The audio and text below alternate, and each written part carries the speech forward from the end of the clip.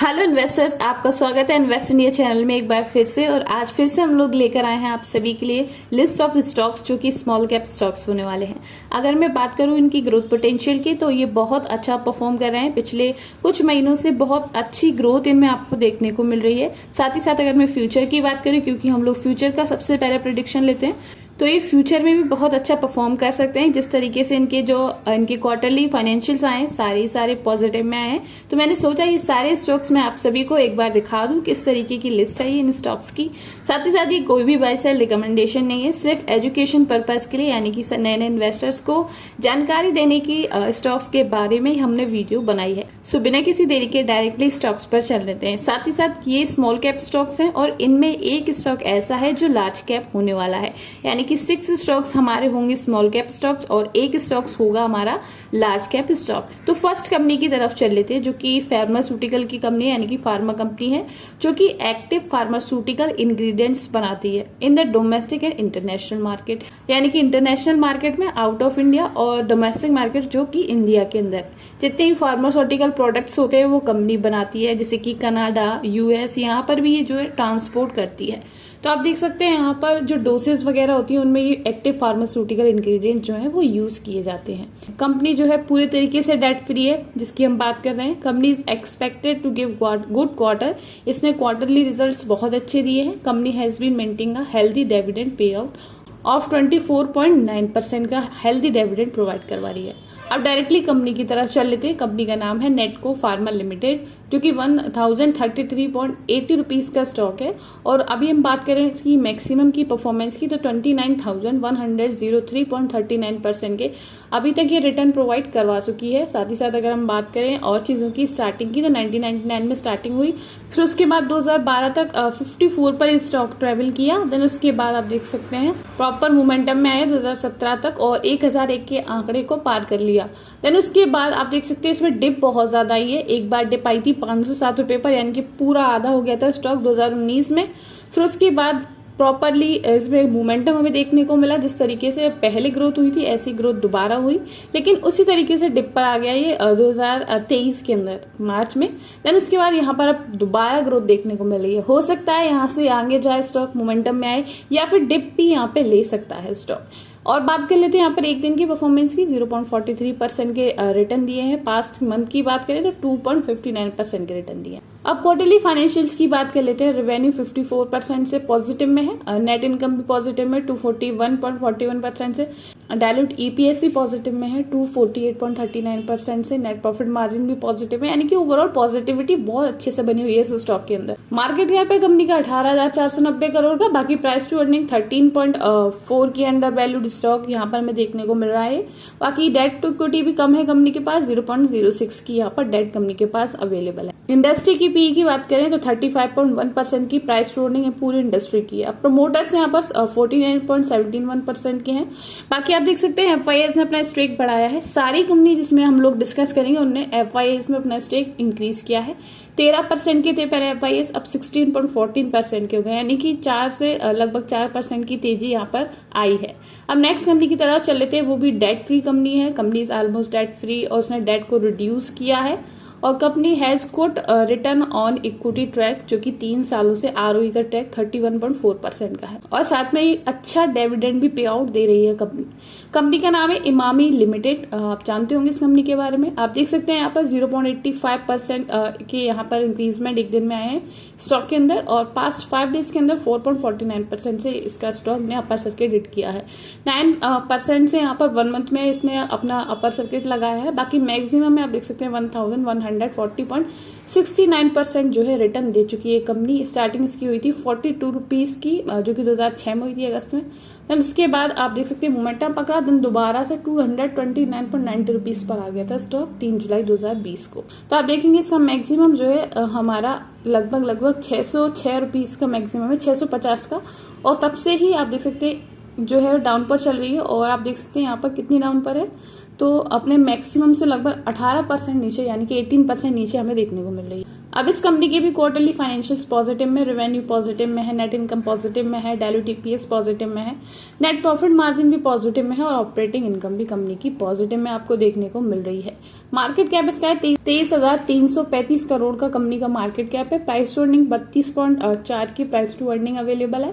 Date to equity 0.04 की यहाँ पर डेट टू इक्विटी है। प्राइस टू अर्निंग 36.9% की यहाँ पर प्राइस टू अर्निंग अवेलेबल है। आप देख सकते हैं कंज्यूमर के प्रोडक्ट के अंदर ये आपकी इमामी जो है वो नंबर 3rd पर आ रही है। सारे स्किन केयर प्रोडक्ट्स हो गए, लाइफ केयर प्रोडक्ट्स हो गए, साथ ही साथ जो भी डेली यूज में प्रोडक्ट हो गए वो हमारी इमामी कंपनी बनाती है। चाहे वो शहद हो गया और भी चीजें हो गई, जैसे कि हमारा बॉडी डिओड्रेंट हो गया, टेलकम पाउडर वगैरह हो गया, इस तरीके की जो भी कंज्यूमर्स यूज करते हैं कंज्यूमर गुड्स वो ये कंपनी बनाती है। यानी कि गोदरेज डाबर के बाद हमारी 3rd पर आती है ये कंपनी।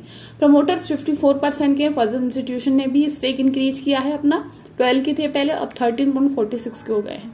डोमेस्टिक की बात कर लेते हैं। डोमेस्टिक इंस्टीट्यूशन ने अपना स्टेक डिक्रीज किया है। अब नेक्स्ट कंपनी की तरफ चल लेते हैं जिसका नाम है पीएनबी हाउसिंग फाइनेंशियल लिमिटेड। ये कंपनी जो है पर्सनल लोन प्रोवाइड करवाती है। यानी कि अगर आपको कोई भी फैसिलिटी चाहिए related to your home decoration या फिर आपको पर्सनल लोन चाहिए स्पेशली होम के लिए, होम बनाने के लिए अपने जो भी लोन चाहिए ये कंपनी प्रोवाइड करवा कर देती है। घर में हमें रिनोवेशन करवाना है या फिर घर में हमें कुछ कंस्ट्रक्शन करवाना है तो ये कंपनी जो है 5 लाख तक का लोन प्रोवाइड करवाती है। इस कंपनी का नाम है पीएनबी हाउसिंग फाइनेंस, जो कि पंजाब नेशनल बैंक की एक ब्रांच है। जो कंपनी है बेसिकली 788 रुपीज का स्टॉक है, जो कि एक दिन में 1.36% से नीचे आ चुका। पास्ट 5 डेज की बात करें तो कंपनी ने 6.16% का अपर सर्किट हिट कर लिया है। बाकी ईयर टू डेट की बात करें 0.34% का ईयर टू डेट में इसने अपर सर्किट हिट किया है। मैक्सिमम में इसने 2.42% का अपर सर्किट हिट किया। 5 साल में कंपनी ने कुछ ज्यादा अच्छे रिटर्न नहीं बनाया। देख सकते हैं 13.26% के रिटर्न बनाए हैं। अब क्वार्टरली फाइनेंशियल्स देख लें तो यहाँ पर रेवेन्यू को छोड़कर सारी चीजें पॉजिटिव में। आप देख सकते हैं रेवेन्यू 58.24% से नीचे गया है। बाकी नेट इनकम 57% से पॉजिटिव में, डायल्यूटेड ईपीएस 2% से है और नेट प्रॉफिट मार्जिन यहाँ पर 276% से है, जो कि बहुत पॉजिटिव पॉइंट है कंपनी के लिए। मार्केट कैप की बात करें 20,436 करोड़ का मार्केट कैप है। प्राइस टू अर्निंग 13.4 की प्राइस टू अर्निंग अवेलेबल है। और चीजों को देख लेते हैं, जैसे कि हमारी डेट टू इक्विटी ज्यादा है, कंपनी के पास डेट ज्यादा है। आप देख सकते हैं 3.68 करोड़ की डेट अवेलेबल है। वहीं अगर नेट प्रॉफिट की बात करें 1527 का नेट प्रॉफिट अवेलेबल है। अब प्रमोटर्स की बात कर लेते हैं तो प्रमोटर्स 28% के हैं और यहाँ पर एफआईएस ने अपना स्टेक जो है बढ़ाया है। 24 के थे पहले, 25 के हो गए हैं एफआईएस यहाँ पर। बाकी डोमेस्टिक ने थोड़ा स्टेक डिक्रीज किया है। अब हम एक ऐसे स्टॉक के बारे में बात करने वाले हैं जिसने इलेक्ट्रिक बसेस निकाली और एक ऐसी मात्र कंपनी है जो कि इलेक्ट्रिक बस बनाती है और जो कंपनी बहुत ज्यादा सक्सेसफुल हुई है इस काम से। यानी कि इसका जो काम है वो फ्यूचर में बहुत तेजी से ग्रोथ में आपको देखने को मिलेगा।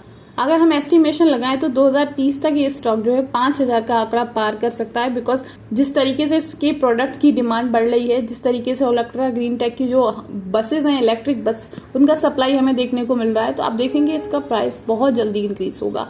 यानी कि बोल सकते हैं कॉफी कैन इन्वेस्टिंग वाला स्टॉक है ये। 1787.65 रुपीज का स्टॉक है अभी।